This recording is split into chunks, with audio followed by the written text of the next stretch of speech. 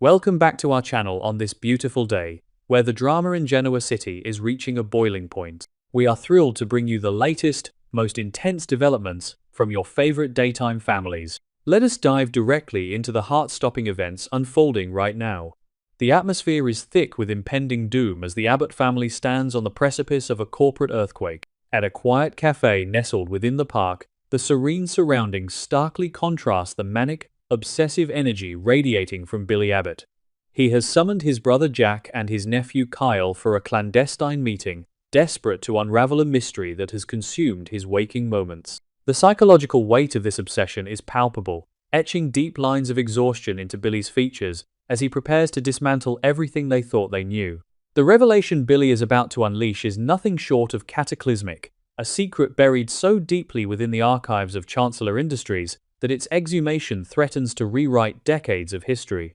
With feverish intensity, Billy explains the intricate web of financial desperation he has uncovered, revealing that it was none other than their beloved patriarch, John Abbott, who secretly saved Chancellor from total bankruptcy long before Catherine Chancellor took the reins. This is a shocking testament to the hidden leverage the Abbott family has unknowingly held for generations. Billy's eyes burn with righteous fury as he insists this monumental bailout was never just a favor, but a calculated business maneuver deliberately obscured by time.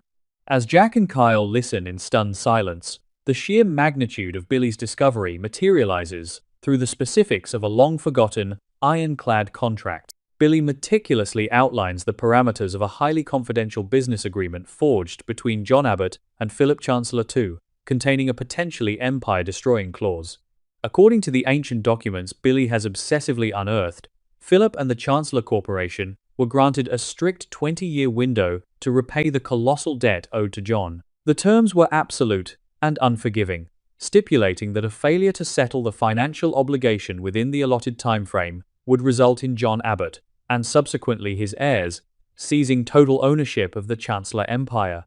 The historical timeline Billy presents is a chilling puzzle where the pieces suddenly align to form a terrifying picture for anyone bearing the Chancellor name.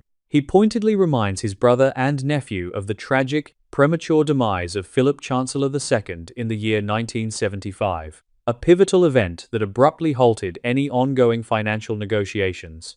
With a triumphant yet unsettling manic energy, Billy reveals the most explosive detail of his relentless investigation, emphasizing that there is absolutely zero documentary evidence, no receipts, and no ledger entries to prove that this monumental debt was ever repaid after Philip's death.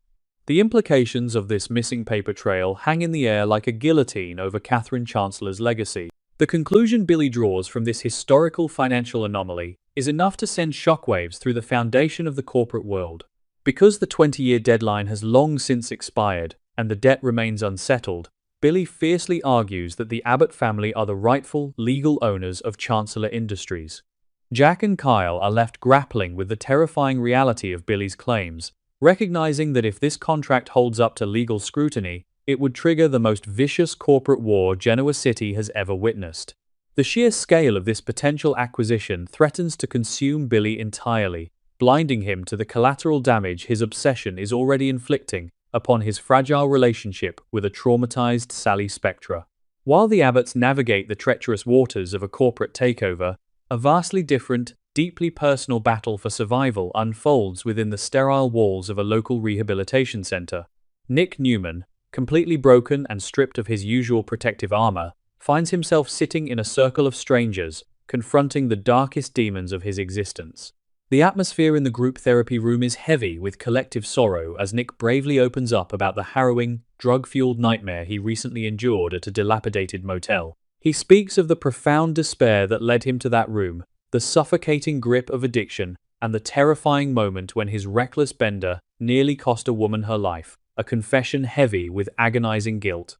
Just as Nick delves into the agonizing details of his lowest point, the heavy doors of the meeting room swing open, revealing a fragile but resilient Marie Kirkland. Having just been discharged from Genoa City Memorial Hospital following her catastrophic, near-fatal overdose, Marie's arrival sends a ripple of shock through the room. Nick is visibly shaken by the sight of the woman he recently had to resuscitate. Despite the physical toll of her ordeal and the lingering anger she initially harbored toward Nick for saving her life against her will, Marie courageously steps into the circle. She raises her voice, publicly acknowledging that Nick was the one who pulled her back from the abyss, turning his confession of darkness into a narrative of survival. The tension in the room gradually morphs into a profound sense of shared humanity as the formal meeting concludes, allowing Nick and Marie a moment of private, emotionally charged interaction. Approaching the man who just hours ago was her companion in a near-lethal dance with addiction, Marie offers a sincere expression of gratitude for his desperate, life-saving intervention. The heavy trauma of their shared experience is tentatively softened as Marie, utilizing her sharp wit as a defense mechanism, manages to crack a few self-deprecating jokes, bringing a fleeting lightness to the grim surroundings. This unexpected humor serves as a fragile bridge between two broken souls, proving that a spark of connection can momentarily illuminate the darkness. Although Marie remains deeply uncertain about her own commitment to the grueling journey of long-term recovery, she demonstrates a remarkable level of acceptance regarding her current placement within the rehabilitation facility. She looks at Nick with newfound understanding, recognizing the immense courage it took for him to surrender to the process and seek professional help. In a moment of unexpected grace, Marie gently encourages the Newman heir to embrace this small victory, urging him to find solace in the fact that they both survived a night that should have ended in tragedy. Her words offer Nick a crucial lifeline, a glimmer of hope that he might possess the strength to rebuild his shattered life and emerge from the suffocating shadows of his addiction. Meanwhile, the emotional fallout of Nick's catastrophic relapse is reverberating through the heart of the city at Crimson Lights, where Sharon Rosales is processing the trauma of her midnight rescue mission.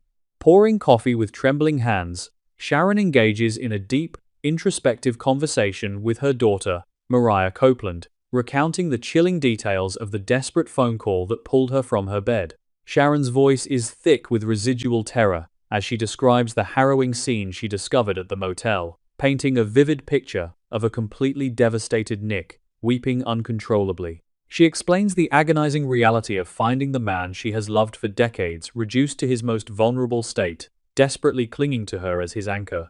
Listening intently to the harrowing account, Mariah's sharp intuition immediately kicks into overdrive, her protective instincts flaring as she observes the heavy emotional toll this rescue has taken on her mother.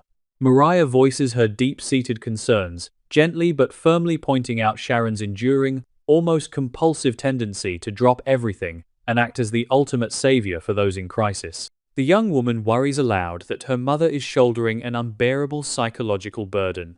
Sharon, however, receives her daughter's concerns with profound grace. She reflects on her own tumultuous history, recalling the countless times she herself was lost in the darkness, battling her own severe mental health crises and relying on the support of others to survive. Sharon views her ability to rescue Nick not as a burden, but as a sacred obligation, a deeply personal honor to pay forward the grace and salvation she has received throughout her life. The ripple effects of Nick's terrifying downward spiral eventually reach across the globe, violently interrupting a rare moment of romantic tranquility for the patriarch and matriarch of the Newman dynasty. Victor and Nikki Newman, who had sought solace in the picturesque canals of Venice, are forced to abruptly abandon their idyllic getaway following a frantic phone call from Victoria. The swift journey back to Genoa City is fraught with unspoken terror, as both Victor and Nikki grapple with the agonizing realization that their son is fighting a life-or-death battle. Upon their tense arrival at the sprawling Newman ranch, the atmosphere is thick with anxiety and desperate anticipation. Victoria is pacing the floor, her composed exterior fractured by a frantic need to control the chaotic situation surrounding her brother. When Sharon finally arrives at the estate to deliver the grim debriefing, she carefully outlines the terrifying events of the motel overdose. As Sharon attempts to contextualize Nick's struggle, explaining that he must now adapt to a lifelong battle for sobriety, the tension violently snaps. Victoria, unable to process the profound psychological implications of her brother's chronic illness, aggressively lashes out at Sharon, demanding actionable support and concrete fixes rather than therapeutic evaluations. Before the confrontation can escalate into a full-blown family war, Nikki steps forward, her maternal authority cutting through the thick, hostile tension. Bearing the invisible scars of her own harrowing decades-long battle with alcoholism, Nikki possesses a profound, tragic understanding of the agonizing road that lies ahead for her son. She gently but firmly calms Victoria's frantic energy, offering a sobering dose of reality that only a fellow addict can provide. With a voice heavy with sorrow, Nikki reminds her fiercely protective daughter that no amount of family wealth or external pressure can cure the disease of addiction. She explains that Nick's salvation cannot be orchestrated by the Newman Empire. It must be born from an internal desperation to survive. The matriarch emphasizes that Nick must truly want to do the grueling, agonizing work of recovery for himself, leaving the family to wait in agonizing suspense. As the reality of Nick's precarious existence settles over the lavish ranch, the Newman family is left staring into an uncertain, terrifying future. They are acutely aware that the next chapter of this tragedy rests entirely in the trembling hands of a broken man fighting for his life, leaving the entire city holding its breath.